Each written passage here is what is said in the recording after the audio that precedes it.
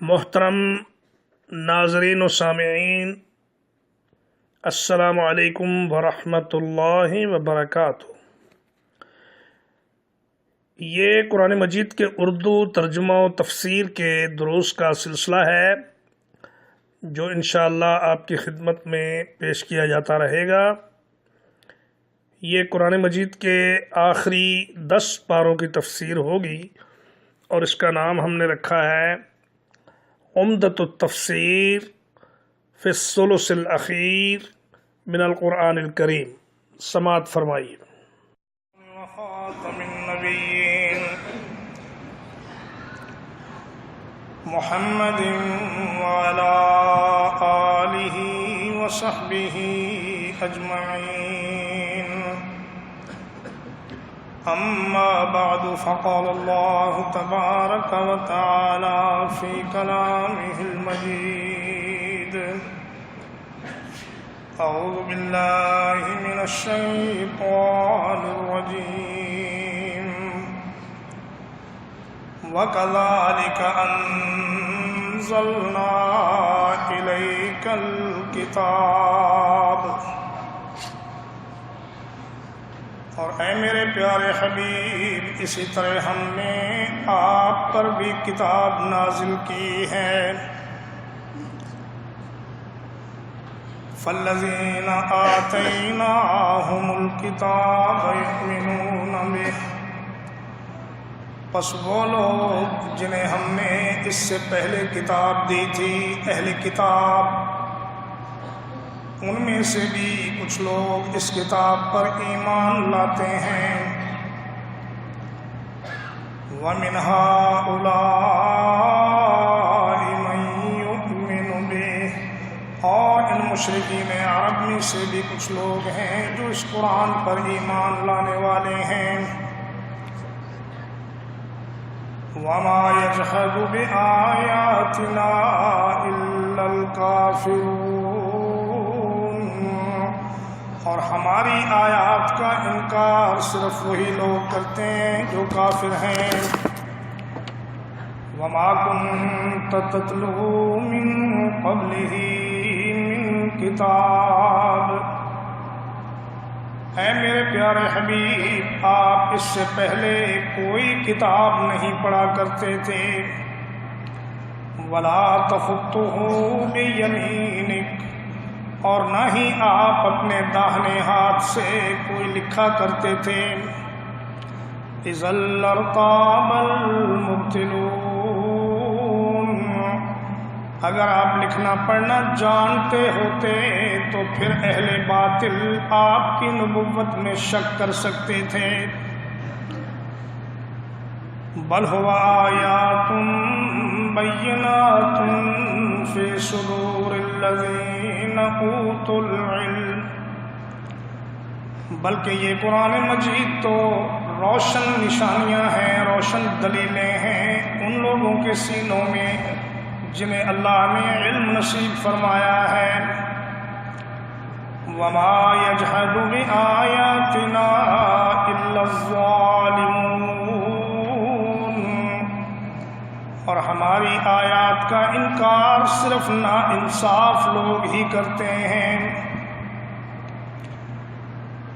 برادران محترم، عزیزان گرامی قدر، یہ قرآن مجید کی سورۃ العنکبوت کی آیت نمبر 47، 48 اور 49 ہے جو آپ حضرات کے سامنے تلاوت کی گئی۔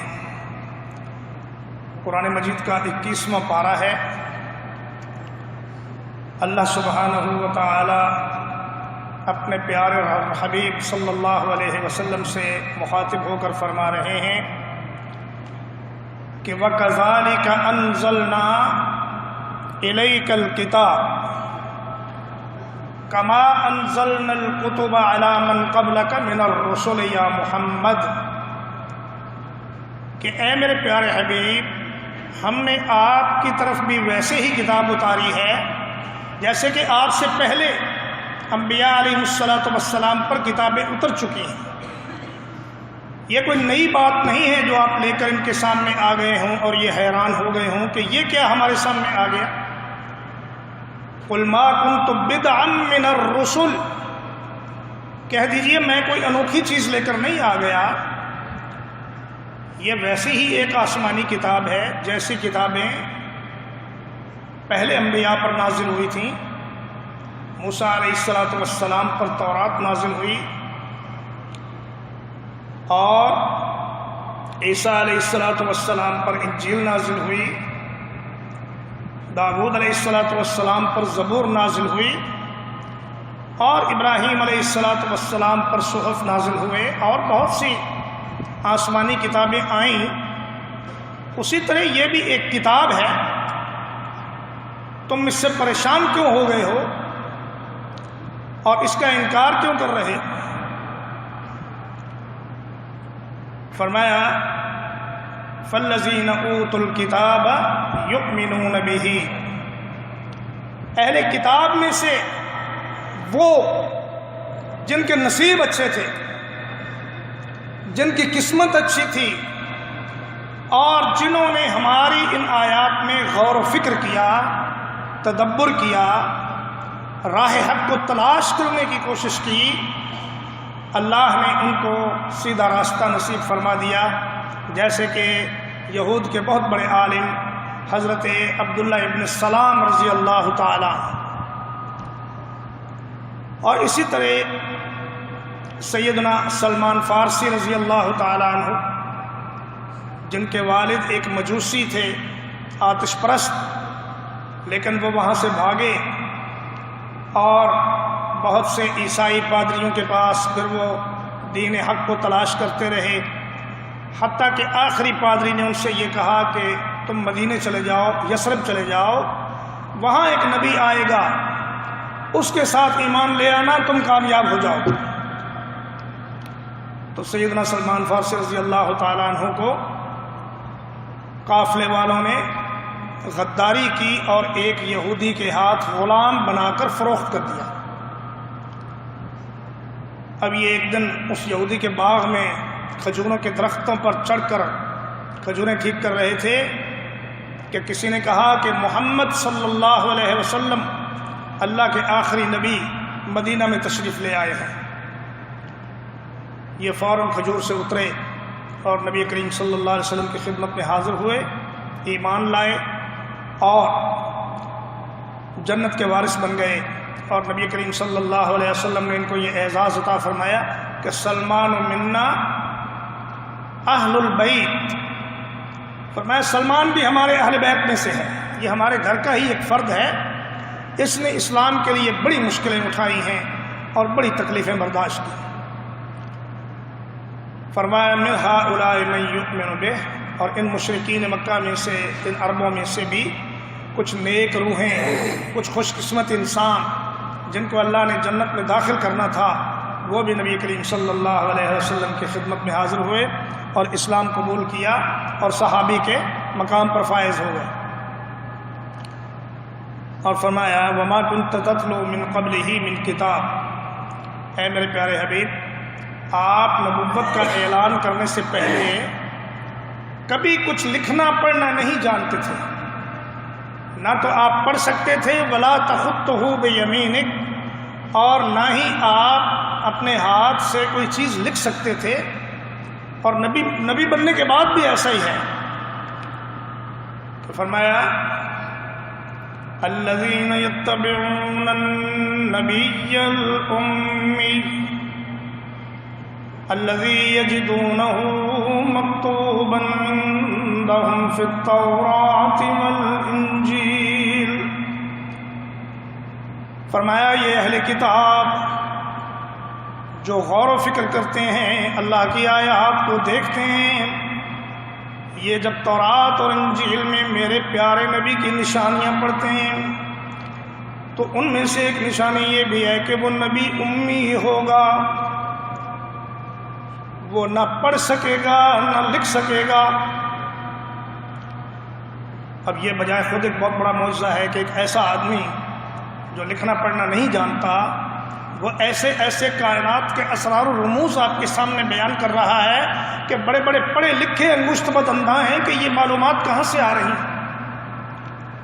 انسان کی تخلیق کے مراحل، وہ ماں کے پیٹ میں کتنے دنوں تک رہتا ہے، ایک مرحلے سے دوسرے مرحلے میں کیسے جاتا ہے، مرنے کے بعد قبر میں کیا ہوگا، پل صراط میں کیا ہوگا، جہنم کیسی ہوگی، جنت کیسی ہوگی، اللہ کے فرشتے کیسے ہیں، ان کے ذمے کیا کیا ڈیوٹیاں ہیں، یہ سب کام ایک ان پڑھ آدمی جو پڑھنا لکھنا نہیں جانتا وہ تمہیں بتا رہا ہے، تو کیسے بتا رہا ہے، کبھی اس پر غور کرو۔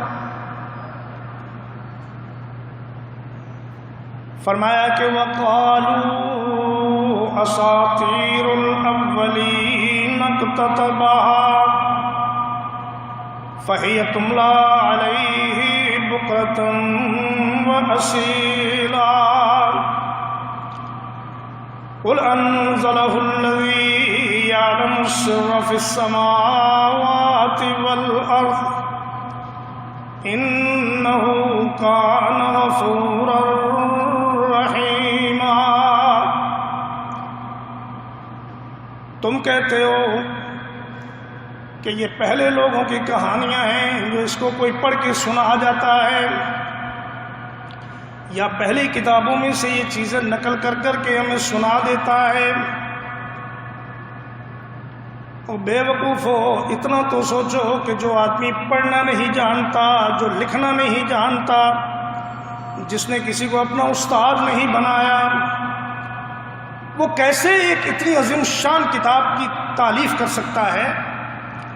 بلکہ اس کو اس اللہ نے نازل کیا ہے جو زمین و آسمان کے خفیہ غیب کے علوم کو جانتا ہے اور جس کے پاس سارے خزانے۔ فرمایا اذا لارتاب المبطلون، اے میرے حبیب اگر آپ لکھنا پڑھنا جانتے ہوتے تو پھر یہ کافر آپ کے نبوت پر شک کرتے تو کوئی بات بھی تھی۔ بل هو آیات بینات فی صدور الذین اوتوا العلم، فرمایا یہ تو روشن دلائل ہیں، دین حق کے احکام ہیں، اللہ کے دین کے حق میں دلیلیں ہیں جو علم والوں کے سینوں میں محفوظ ہیں۔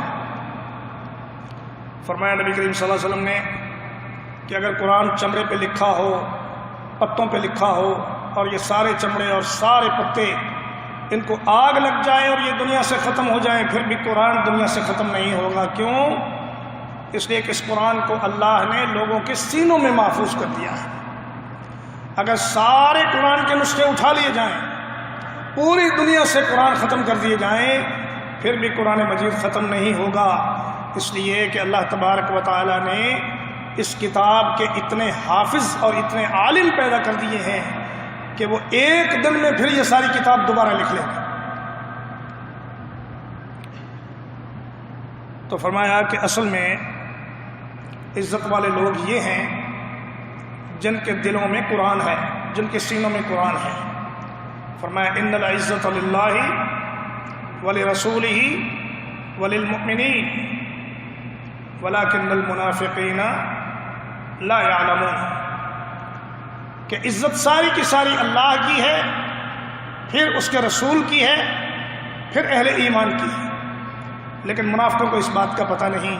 وہ عزت ڈھونڈتے ہیں دنیا کی بادشاہی میں، دولت میں اور سرداری میں، اور ان چیزوں میں عزت تلاش کرتے ہیں۔